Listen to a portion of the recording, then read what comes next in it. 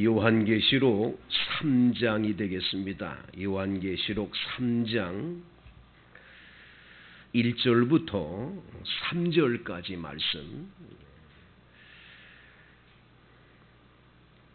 이 계시된 말씀을 읽는 자와 듣는 자와 그 가운데 기록된 것을 지키는 자가 복이 있다 했습니다. 함께 합독하십니다. 4대 교회의 사자에게 편지하라. 하나님의 7 영과 7 별을 가지신 이가 이르시되 내가 내 행위를 아노니 내가 살았다 하는 이름은 가졌으나 죽은 자로다. 너는 일깨어 그 남은 바 죽게 된 것을 굳게 하게 하라. 내 하나님 앞에 내 행위에 온전한 것을 찾지 못하였노니 그러므로 내가 어떻게 받았으며 어떻게 들었는지 생각하고 지켜 회개하라. 만일 일깨지 아니하면 내가 도둑같이 이르리니 어느 때에 내게 이르는지 내가 알지 못하리라. 아멘. 이제 4대 교회에 보낸 편지를 우리가 함께 나누게 되겠습니다. 이 4대 교회는 에베소라고 하는 지역에서 11km 정도 떨어진 곳에 산 위에 있는 아주 천혜의 요새가 있는 그러한 성입니다. 이 4대가 유명한 것은 두아디라처럼 염색업이 유명한데 이 4대는 좀 다른 게 뭐냐면 양털을 가지고 이제 직조하는 그런 일을 많이 한 도시였어요. 그리고 여기에는 홍보석이라고 하는 유명한 보석이 나는 그런 곳이어서 아주 부유한 그런 도시입니다.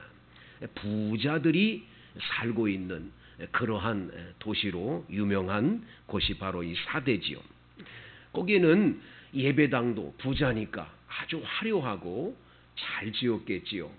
그래서 지금 내려오는 책을 보니까 한 1000명이 들어갈 수 있는 크고 화려한 예배당이 그 당시에 있었다라고 하는 문헌이 있습니다. 이 4대 사람들은 부유하고 주일날마다 모여 하나님께 영광을 돌리고 예배드리는 그런 교회였는데 오늘 이 본문에 보면 주님께서는 말씀하시기를 네가 살았다 하는 이름은 가졌지만 실상은 죽었다라고 말씀을 하십니다.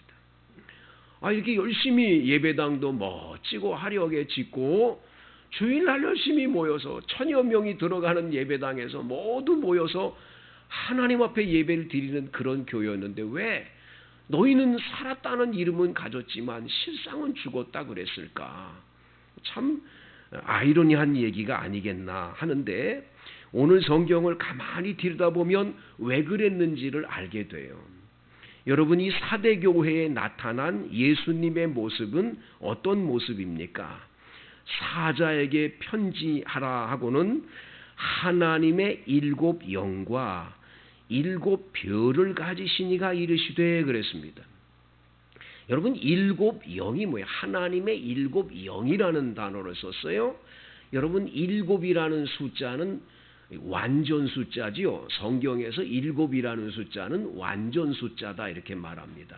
그러니까 영 가운데서 완전한 영은 뭐예요? 하나님의 영은 바로 성령을 의미하죠. 성령.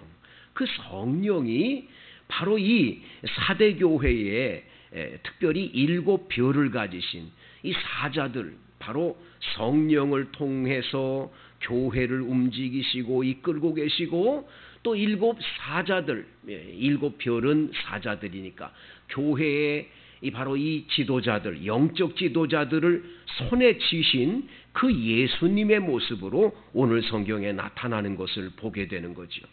그러니까 4대 교회는 모여서 예배드리고 하는 이런 화려한 것들은 많이 있어요. 참 좋은 거예요. 찬양대도 너무 멋진 찬양을 하고 다 좋아요. 조직도 잘 이루어졌어요. 근데 이 교회에 가장 약점 하나가 있는 거예요. 그건 뭐냐? 성령이 함께하는 교회가 아닌 거예요. 성령이 떠난 거예요. 성령의 뜨거운 은혜와 역사하심이 충만해서 성령 충만한 성도들이 돼서 이분들이 살아있는, 영이 살아있는, 영적으로 깨어있는, 살아 움직이는 교회가 되어야 되는데 영이 죽어있는 거예요. 여러분, 겉모양으로 화려하다고 사람들 모여가지고 다 부유하니까 찬송하고 행복하다, 그건 아니라는 거예요. 교회는 성령의 역사하심과 감동이 있어서 성도들이 영적으로 살아 움직여야 돼요. 그렇지 않으면 그건 죽은 교회가라는 걸 말씀하고 있는 거예요. 여러분 생각해 보세요. 창세기 6장에 보면 노아의 홍수 이전에 사람들의 모습을 거기에 써놨어요. 이 사람들이 뭐냐면 하나님이 사람 지으셨음을 한탄하사 저들을 홍수로 멸망하기로 작정했다는 말이 나오는데, 그들의 강포와 그들이 행하는 행사들을 거기 써놓은 거 보면 이거는 하나님의 영이 떠나버린 그냥 육체만 남아있는 상태예요. 창세기 2장에 보면 하나님은 사람을 흙으로 빚어 만들었잖아요. 그리고 그 코에 생기를 불어넣어서 사람은 생명이 됐어요. 그런데 이 창세기 2장을 자세히 들여다보면 동물들과 새들도 하나님이 뭘로 만들었지요? 똑같이 흙을 빚어 만들었어요. 그러니까 육체적으로 말하면 재료는 다 동물이나 사람이나 똑같아요. 근데 그 안에 뭐가 있어야 돼요? 영이, 하나님의 숨결 하는 하나님의 숨결이 거기에 임하지 않으면 안 돼요. 그래서 여러분, 예수님은 십자가에 못 박혀 돌아가시고 3일 만에 부활하셨잖아요. 부활하신 예수님이 요한복음에 보면 제자들에게 딱 나타나셨는데, 제자들에게 나타나신 예수님이 평강이 있을지어다 하고 샬롬하고 인사한 다음에 두 번째 한 말씀이 뭔 줄 아세요? 숨을 내쉬며 가라사대, 하고 내쉬며 가라사대 성령을 받아라 그러세요. 여러분, 제자들이 왜 예수님을 부인하고 예수님을 모른다고 부인할 뿐만 아니라 십자가에 못 박혀 돌아가신 예수님에게 끝까지 충성을 못하고 다 도망가 버렸어요? 여러분, 성령 받지 못한 사람들은요 얼마든지 그럴 수 있어요. 성령 받지 못한 사람들은 얼마든지 예수님 부인하기도 하고 예수님 모른다고 세상으로 돌아갈 수도 있어요. 얼마든지 그럴 수 있어요. 그렇기 때문에 예수님은 부활하신 다음에 너희들 어떻게 나를 배신할 수 있냐? 너 베드로 한 번도 아니고 3번씩 부인하냐? 그리고 너희들 어떻게 내가 십자가에 못 박아 돌을 죽는데 그래도 내 앞에 와서 좀 내가 죽나 아니라 복이라도 해야지 다 도망만 가리냐? 그런 말씀 안 하시는 거예요. 너희들이 왜 그러냐? 그럴 수밖에 없냐? 성령 받지 못해서 그랬더니 성령 받지 못해서. 여러분, 이 말세에 성도들을 구별하는 게 있어요. 죽은 성도와 살아있는 성도가 있어요. 죽은 성도는요 아무리 교회 열심히 나와 충성해도요 성령과 상관없으면 영이 죽어 있는 거예요. 아무 소용없어요. 마귀가 와서 톡 건드려도 그냥 넘어져요. 언제든지 마귀가 붙들고 어떻게든지 사용할 수 있어요. 그래서 여러분들은 구별해야 돼요. 우리 교회 안에 있는 성도들을 구별할 줄 알아야 돼요. 저 사람이 성령과 함께하는 성도인지 성령 충만한 성도인지 구별해야 돼. 구별. 잘 사귀어야 돼요. 성령과 상관없는 사람하고 자꾸 사귀면 내 영이 죽고 내가 죽는 거예요. 살아나야 돼요. 살아나야 돼요. 성령 충만해야 돼요. 이것을 위해 기도해야 될 줄로 믿습니다. 그래서 오늘 본문에 너는 일깨어 그 남은 바 죽게 된 것을 굳게 하라. 굳게 하라. 여러분, 영이 죽게 된 걸 빨리 굳게 세워야 돼요. 움직이고 성령 충만을 받기 위해서 주여 내가 성령 받기를 원합니다. 다시 충만하기를 원합니다.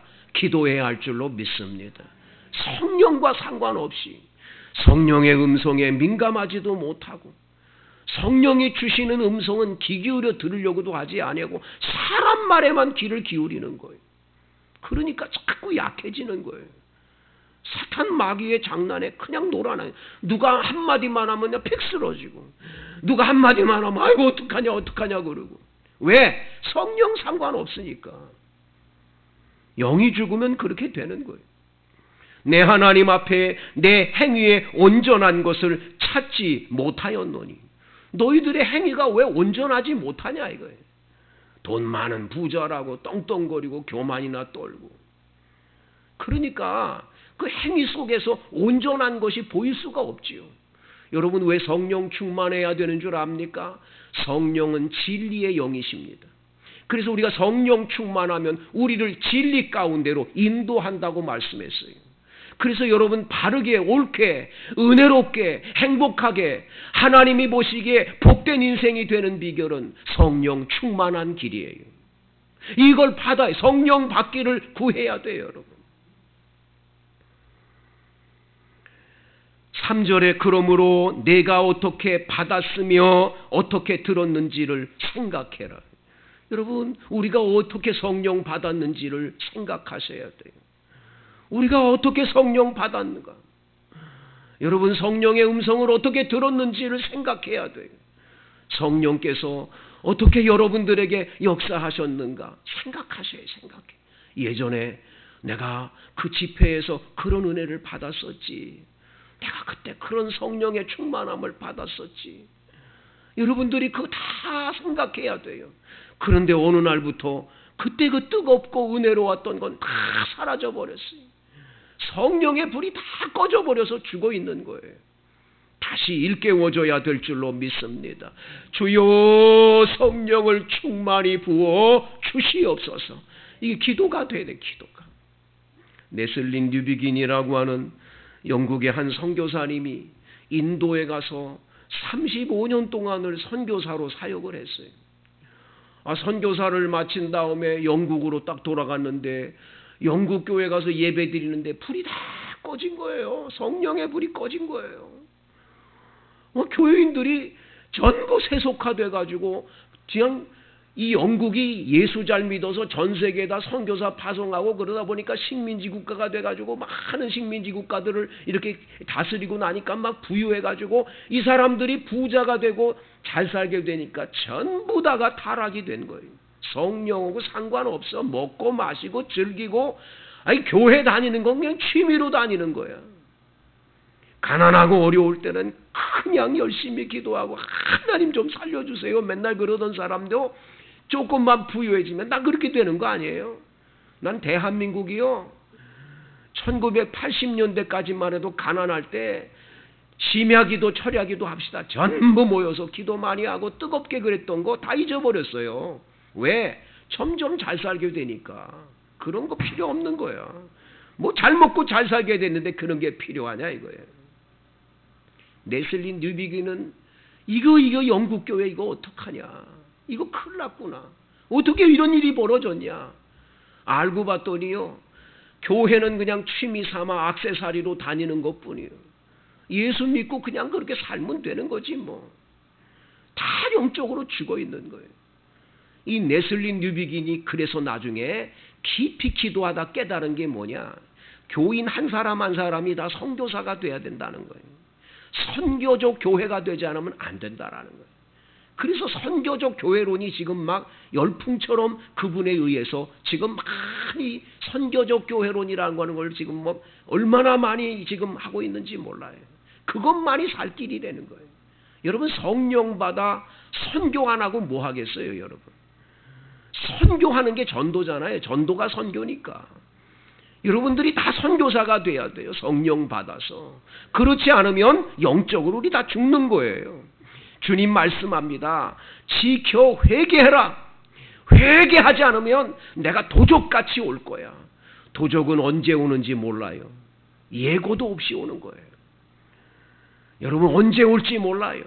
주님이 언제 오셔서 우리를 책망할지 몰라요. 그렇기 때문에 여러분과 저는 성령 충만하게 늘 주님께 기도하고 주여 성령의 기름을 부어 주옵소서. 성령으로 늘 충만케 해 주옵소서. 그래서 죽은 신앙인이 아니라 살아 움직이는 영적인 하나님의 종들이 다 되어서 주님이 언제 오시든지 할렐루야 주님 맞이하는 저와 여러분 되기를 축복합니다.